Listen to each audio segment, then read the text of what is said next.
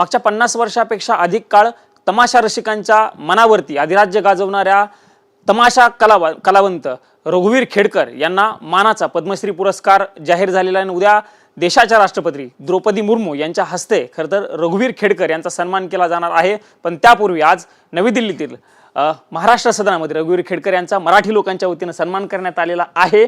उद्या होणाऱ्या पुरस्कार सोहळ्यापूर्वी आजचा हा पुरस्कार सोहळा भाऊ आपल्यासोबत बोलण्यासाठी रघुवीर खेडकर आहेत थेट। सर स्वागत आहे TV9 मराठीमध्ये आपलं। उद्याच्या कार्यक्रमाच्या पूर्वी आज झालेला हा कार्यक्रम हा किती आनंदाचा क्षण आहे, कारण देशाच्या राजधानीमध्ये तुमचा हा सन्मान आणि गप्पा दिल्लीकरांच्या सोबत। आपण जसं दिवाळी पाडवा साजरा करतो का पहाट, तसा हा पहाटेचा कार्यक्रम झालेला आहे आणि आता उद्या होईल तो पाडव्याचा कार्यक्रम होईल। म्हणजे माझ्यासाठी ही दिवाळी आहे आजचा दिवस। तर मला खूप आनंद वाटला दिल्लीच्या सारख्या शहरात, एवढ्या मोठ्या म्हणजे देश चालवणाऱ्या शहरात महाराष्ट्र सदनमध्ये माझा प्रथम पुरस्काराचा सत्कार होतोय, ही एक आनंदाची गोष्ट। आणि आता तुम्ही काय विचारलं, दिल्लीमध्ये हा सत्कार झालेला आहे, त्या दिल्लीमध्ये येण्याचा तुमचा पहिलाच योग आहे की यापूर्वी दिल्लीमध्ये तुम्ही? माझी तिसरी चौथी वेळ आहे। मी राष्ट्रकुल स्पर्धेत भाग घेतला तो पहिली वेळ, त्याच्यानंतर एकदा मला इथं भेटायला बोलवलं होतं अमित शहांनी, त्यावेळेस ती दुसरी वेळ, आणि आता आजची तिसरी वेळ पुरस्काराची। राष्ट्रकुल स्पर्धेचा तुम्ही उल्लेख केला, त्यावेळी तुम्ही सादरीकरण केलेलं होतं, तो अनुभव काय थोडक्यात सांगताय? तो अनुभव असा होता की ते परदेशी माणसं सगळी पाहायला होती आणि त्यांच्यापुढे कार्यक्रम करायचा, मग आम्ही मराठी बोलायचो आणि ते त्यांचे जे ते त्यांना सांगायचे, नंतर ते हसायचे आणि ते हसल्यानंतर आम्ही हसायचो। अच्छा, म्हणजे ही डबल आणि थांबण्याची वेळ होती तुमच्यासाठी। खूप चांगला अनुभव होता, त्यांच्यापुढं कार्यक्रम करताना खूप वेगळंच वाटत होतं आणि भारत सरकारने मला संधी दिली त्यावेळेसही, याबद्दल मी त्यांचे आभार मानतो। भाऊ खरं तर ज्या पुरस्कारासाठी अनेकांची इच्छा असते हा पुरस्कार मिळावा, तो सगळ्यात मोठा पुरस्कार देशाच्या वतीनं जो दिला जातो तो पद्म पुरस्कारातील एक पुरस्कार म्हणून ज्या पद्मश्रीकडे बघितलं जातं, त्या पुरस्काराने तुम्हाला गौरवण्यात येणार आहे उद्याच्याला राष्ट्रपतींच्या हस्ते। किती आनंदाचा क्षण आहे। मला दोन्ही पण मुद्दे जाणून घ्यायचे आहेत की जेव्हा घोषणा झालेली होती तो दिवस आणि आज दिल्लीमध्ये आलेला, खरं तर पुरस्कार मिळाल्यातच जमा आहे अशी परिस्थिती आत्ताची वेळ, या दोन्हीमध्ये काय नेमका भावना आहे तुमची? नाही, तो दिवस फार महत्त्वाचा होता ज्यावेळेस घोषणा झाली त्यावेळेस, कारण माझ्या आयुष्यात आणि आमच्या तमाशा सृष्टीत तो दिवस फार महत्त्वाचा। 25 जानेवारी सांगोल्याच्या यात्रेत होतो मी, सोलापूरजवळ पंढरपूरपाशी, आणि त्या दिवशी मला हे कळलं, दिल्लीवरनं फोन आला कि आपको सम्मानित किया जा रहा है पद्मश्री पुरस्कार से, आपका नाम आज जाहीर हो रहा है। तर मला खूप आनंद झाला, माझ्या आईची आठवण झाली, मी केलेल्या कष्टांची आठवण झाली, माझ्या जुन्या सहकारी कलावंतांची आठवण झाली, माझ्या बहिणींची आठवण झाली, सगळ्यांची आठवण झाली मला त्या क्षणाला। आणि आजचा हा दिवस, या दिवसाकडे कसं? आजचा दिवस तर खूपच चांगला आहे, कारण इतकं जवळजवळ मला वाटतं दिल्ली ते एक 2,000 किलोमीटर असावं, दिल्ली ते महाराष्ट्र। तर या 2,000 किलोमीटरवर येऊन सुद्धा महाराष्ट्रातल्या लोकांनी माझा सत्कार ठेवला, माझा सत्कार केला, अल्पाहाराची सोय केली, माझं खूप गुणगान गायलं, याबद्दल मला खूप आनंद झालेला आहे। मगाशी गप्पा मारताना उल्लेख झाला, तुम्ही 5व्या दिवशी स्टेजवरती पाऊल ठेवलेलं होतं, पण तसं काम तुम्ही 9व्या वर्षीपासून सुरू केलेलं आहे। मागच्या 50 वर्षापेक्षा जास्त काळ तुम्ही या कलेची सेवा करत आहात। ही कला खरं तर तमाशा या कलेकडे बघण्याचा दृष्टिकोन खूप वेगळा झालेला आहे लोकांचा। लोकांना त्या कलेकडे आणण्यासाठी तुम्ही वेगवेगळे प्रयोग केले, वेगवेगळे वगनाट्य केले, पण खंत ही आहे की आता वगनाट्यच होत नाहीये, नेमकं त्याची कारणं काय आहेत आणि कसं बघता तुम्ही या सगळ्या? नाही, आता मी एक मीटिंग घेणार आहे एवढा पुरस्कारासाठी थांबलो होतो मी. एवढा पुरस्कार झाला म्हणजे एक मीटिंग लावणार आहे आणि त्या मीटिंगमध्ये आमची जी काही चर्चा होईल त्याच्याशी महाराष्ट्र शासनाशी आम्ही जाऊन बोलणार आहोत. सांस्कृतिक मंत्री आशिष शेलार आहेत, त्यांना जाऊन भेटणार आहोत, त्यांना या सगळ्या व्यथा सांगणार आहोत. त्यानंतर नेमकं व्यथा काय आहेत भाऊ? व्यथा या आहेत की लोक सिनेमाची गाणी झाली म्हणजे निघून जातात, वगनाट्याला कुणी थांबत नाही. त्यामुळे भविष्य काळात तमाशाचं भवितव्य काय असा प्रश्न पडतो. पण आता नवीन नवीन मुलं उतरलेली आहेत याच्यात, त्यांचं भविष्य काय?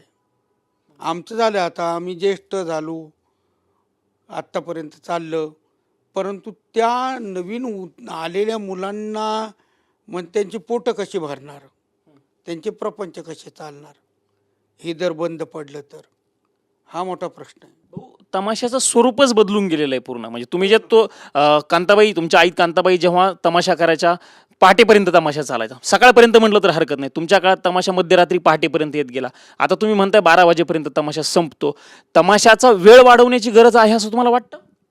सुप्रीम कोर्टाच्या आदेशानुसार संपूर्ण महाराष्ट्रभर संपूर्ण देशभर 10:30चं टायमिंग झालेलं आहे आणि 10:30चं टायमिंग आम्हाला महाराष्ट्र शासनाने पर्यावरण खात्याकडून 2 तास वाढवून दिलेत. असे 12 वाजेपर्यंत आम्हाला परवानगी दिलेली आहे.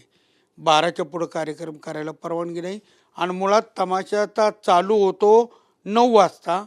मग 3 तासात गणगवळण करायची का रंगबाजी करायची का वगनाट्य करायची असा प्रश्न पडतो. म्हणून गाण्यातच तमाशा बंद करावा लागतो. तो जर तमाशा 2 वाजेपर्यंत चालला तर वगनाट्य चालू राहील. म्हणजे तुमचं म्हणणं आहे की 2 वाजेपर्यंत तरी तमाशाला वेळ वाढवून दिली पाहिजे सर? हो, वगनाट्यासाठी वाढून दिली पाहिजे, गाण्यांसाठी नाही.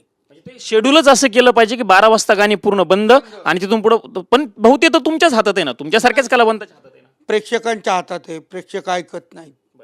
मग ज्यांनी आयोजन केलंय ते आयोजकही म्हणतात ते पब्लिक त्रास देतं, करा 4-5 गाणी करा. म्हणजे सरकारनं तशा गाईडलाईन्सच घातल्या पाहिजेत की 12 नंतर गाणं बंद आणि वगनाट्यच राहिलं. हो, भाऊ, तुमची ओळख जी आहे ती वगनाट्याचा मास्टर अशी तुमची ओळख आहे. कारण तुम्ही वेगवेगळे वगनाट्य बसवले. म्हणजे मागाशी राजीव गांधींच्या हत्येचा तो वगनाट्य असेल किंवा वेगवेगळे वगनाट्य तुम्ही बसवली, पण आता वगनाट्यच होत नाही. म्हणजे तुमचा जीव असा कासवी झाल्यासारखं होत असं? दररोज होतो, दररोज डोळ्यात पाणी येतं वगनाट्य नाही झालं की. का आमचं जे मेन खरं आहे ते होत नाही आणि जे डुप्लिकेट आहे ते होत आहे. तमाशा, मी म्हणलं मगाशी तसं भाऊ की तमाशाकडे बघण्याचा लोकांचा दृष्टिकोन बदललेला आहे. लोकांचा तमाशाकडे बघण्याचा दृष्टिकोन पुन्हा एकदा चांगला करण्यासाठी काय करावं लागणार असं तुम्हाला वाटतं? मुळात लोकांनी तमाशा समजून घेतला पाहिजे. ढोलकीचा तमाशा वेगळा, संगीत बारीचा तमाशा वेगळा. संगीत बारीच्या नजरेने पाहिलं तर आम्ही तुम्हाला तुच्छच दिसणार आणि ढोलकीपाडाच्या नजरेने पाहिलं तर आम्ही कलावंत आहोत असे तुमची धारणा होईल. हे निश्चित खरं. संगीत बारीचा तमाशा म्हटलं तर तुमच्याकडे बघण्याचा दृष्टिकोन वेगळा होता असं तुमचं म्हणणं आहे. पण संगीत तुमच्याकडे बघण्याचा दृष्टिकोन संगीत बारी असं कुणी केला असं तुम्हाला वाटतं? सिनेमावाल्यांनी केलेला आहे. तमाशा जो दाखवला त्यांनी सिनेमात तो संगीत बारी आहे, तो तमाशा नाही. त्याच्यात कधी वगनाट्य दाखवलं नाही, त्याच्यात कधी झगडा दाखवला नाही. ते वगनाट्य आहे. वगनाट्य दाखवायला पाहिजे. सिनेमाचा उल्लेख करताय म्हणजे मराठी सिनेमा म्हणत असाल ना तुम्ही. कुठले कुठले सिनेमे आहेत असं तुम्हाला वाटतं?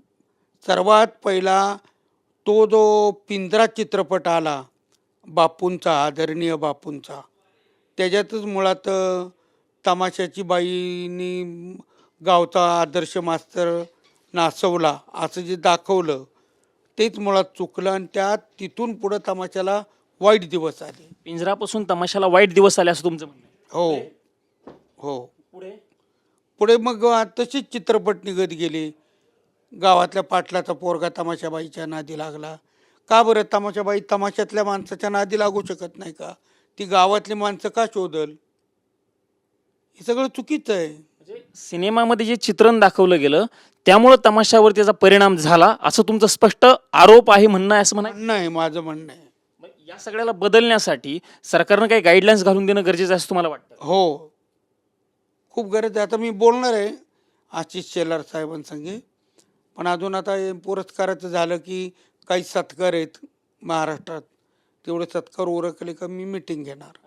भाऊ, ह्या तमाशा तुमच्या तिसरी पिढी म्हणजे तुमची दुसरी पिढी, तुमच्या आईंनी कांताबाई सातारकरांनी म्हणजे तुमच्या वडिलांसह आईंनी तमाशा सुरू केला. आई वडील गेल्याच्या नंतर आईंनी हे सगळं स्वतःच्या खांद्यावर घेत पुढे नेलं. तुम्ही तेव्हा लहान होते, आईंचा काळ गेला, दुसरी पिढी म्हणून तुम्ही तमाशात आलात. तुम्ही हा तमाशा आत्तापर्यंत आणला. अडचणी आहेत बोलताना तुमच्याकडनं त्या जाणवल्या, पण आता पुढच्या पिढीकडे कसं? कारण आपण म्हणतो की एक पिढी दुसऱ्या पिढीकडे पुढच्या हातात देत असते, तुम्ही म्हणजे व्यवसाय असो नोकऱ्या असतील की पुढच्या पिढीकडे देते तुम्ही पुढे घेऊन जा असं म्हणतात. तमाशाचं आणि त्यातही तुमच्या पिढीचं कसं आहे आता पुढचं? आता मुलांना मी सांगितलेलं आहे, तुम्हाला करावं असं वाटत असेल तर करा, आणि करायचं असेल तर ताकदीने करा, आळसाने करू नका. तर माझा मुलगा मोहित, माझा मुलगा अमरदीप, माझी भाची बेबी पूजा, माझी भाची सून अमृता, हे आता रंगमंचावर आलेत नवीन.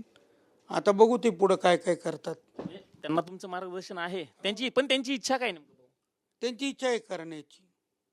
पण या बदलत्या काळात इतक्या सगळ्या अडचणी असताना मग ते बदल करतील ना, ते त्यांच्या कलेत बदल करतील ना. कलेत बदल करून पुढे घेऊन जायची त्यांची इच्छा आहे. हो, त्यांना फक्त मार्गदर्शन आणि संधीची गरज आहे. संधीची गरज आहे. भाऊ, माझा प्रश्न असा आहे पुढचा की हे सगळं सुरू आहे, तुम्ही आत्तापर्यंत आलेला आहात सगळा तमाशा घेऊन, काळ बदललेला आहे, या सगळ्या अडचणी आहेतच, अडचणी नाहीत असं नाही, पण आता तुम्हाला एवढ्या सगळ्या काळावरती मात करून तुम्ही संघर्ष केला आणि त्या संघर्षाचं फळ म्हणून तुम्हाला हा पुरस्कार मिळाला. हा पुरस्कार तुम्ही कुणाला समर्पित करताय? हा पुरस्कार मी माझ्या आईला, माझ्या वडिलांना आणि माझ्या तमाशा रसिकांना समर्पित करतो. तुमच्या मिसेसचं देखील तुमच्या आयुष्यामध्ये खूप महत्त्वाचं योगदान आहे ना, पण ती नाही आहे सगळं पाहायला. हा दिवस बघायला कोण कोण पाहिजे होतं असं तुम्हाला वाटतंय? माझी आई, माझी बायको, माझा भाचा, माझी बहीण, माझी मावशी, कारण आम्हाला एकच मावशी होती आणि आम्ही तिघं चौघजणं बहिणी भावंड. आईला एकच बहीण होती ना, आई एकटी, वडिलांना कोणी नव्हतं, वडील एकटे. आता मी एकटाच आहे, मला 3 बहिणी आहेत. तमाशाचे दिवस कसे आहेत सध्याचे? तमाशाचे दिवस फार हालाकीचे नाहीत आणि फार चांगले नाहीत, मध्यम आहेत. मध्यम. 365 पैकी 200 पेक्षा जास्त दिवस भाऊ तुम्ही प्रयोग करता. हा 200 प्रयोग होतात. चांगले नाहीत असं म्हणता येणार नाही, वाईटही नाहीत असं म्हणता येणार, म्हणजे नेमकं म्हणायचंय काय? मध्यम चालू आहे. पैसा मिळतो तमाशातून? थोडा, थोडासा. पूर्वी जसं मिळायचं 4 महिने बसून खाण्याजोगं, तसं नाही. पैशासोबत भाऊ दुसरी महत्वाची गोष्ट असते सन्मान. तो किती मिळतोय? सन्मान मिळतोय, सन्मान मिळतोय. सन्मान मिळतोय, सगळीकडे सन्मान मिळतोय, पण आर्थिक बाजू लंगडी झाली. आर्थिक बाजू फक्त लंगडी झाली, ती सुधारण्याची गरज आहे. हो, भाऊ तुम्ही एकटे नाहीयेत, महाराष्ट्रामध्ये असे खूप तमाशा फड मालक आहेत. म्हणजे तुमच्या आईंसोबत मंगलाताईंचं आहे, नितीनदादा आहेत, करतायत. ते माझ्या बरोबरची, आईच्या बरोबरची विठाबाई.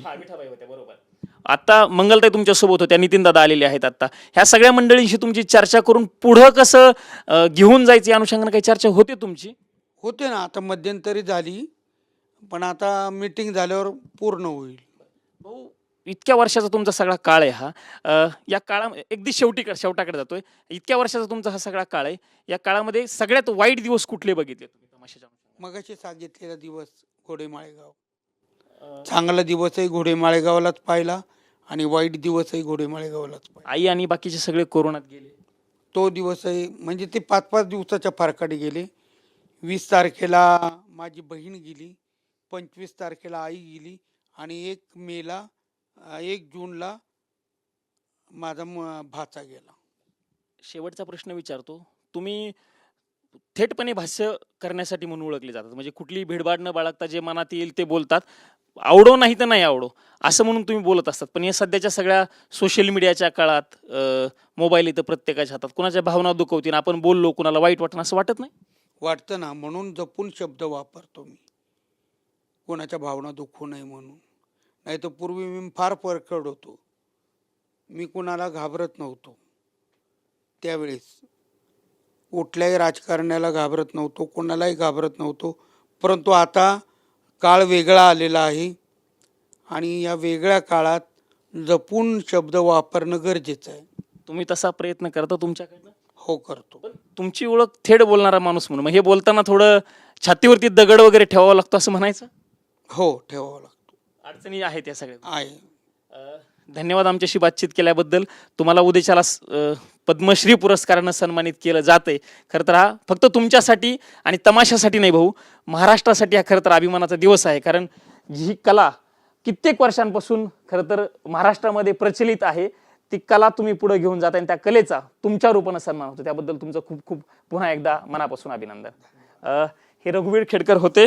सविस्तर TV9 मराठीशी गप्पा मारलेल्या आहेत आणि कशा पद्धतीनं तमाशा बदलत गेलेला आहे आणि काय तमाशाच्या पुढचे आव्हान आहेत हे सगळं TV9 मराठीशी बोलताना रघुवीर खेडकर यांनी सविस्तरपणे आपल्या भावना मांडल्याचं आपल्याला बघायला मिळालेलं आहे. कॅमेरामन विनोद कुमार समी, प्रमोद जगताप, TV9 मराठी, नवी दिल्ली.